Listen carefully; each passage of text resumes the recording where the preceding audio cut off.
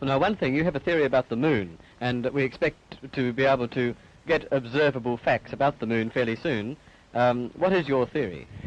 Well, it is by now rather more than a theory. 10 or 11 years ago, I stated to various scientists that the moon is not a piece of rock, but it is a plasma phenomenon, a cosmic plasma, and that this fact will eventually be confirmed. I made certain predictions which were already confirmed in 1958, and the situation now is coming close to a complete confirmation.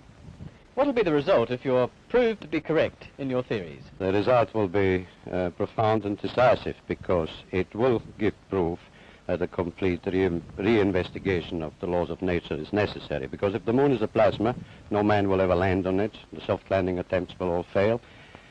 That means that the mass of the moon is less, far less, than is currently assumed. It's in a different state of energy, and it has far less mass. That means there is no more explanation for the tides. If the moon, for example, had only 1,000th part of its current mass, then the tides would only be 2 inches high under conventional theories instead of sometimes 14 feet.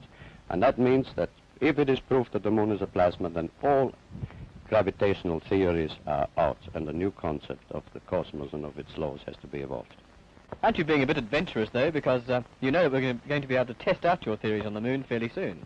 Well, not anymore. 11 years ago, of course, it was rather taking a risk. I was considered a lunatic, of course, but by now the evidence, accumulated evidence, is already so much in my favor that I'm not taking any risks anymore. On the contrary, there is scientific views expressed all over the world now that the moon seems to be of a quite different nature of what was assumed.